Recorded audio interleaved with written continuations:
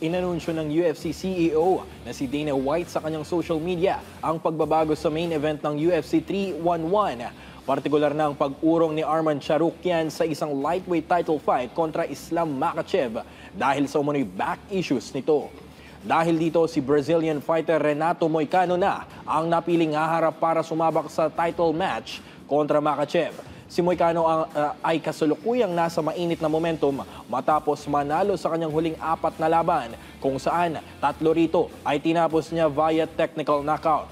Agad namang inako ng lightweight champion at number 1 pound-for-pound fighter na si Makhachev ang laban na nakatakdang depensa ng kanyang titulo sa ika-4 na beses. Sakaling mapagtagumpayan ni Makhachev ang laban kontra substitute fighter na si Moicano, ito na ang kanyang ika-5 beses na title fight wins, ang pinakamarami sa kasaysayan ng UFC lightweight division.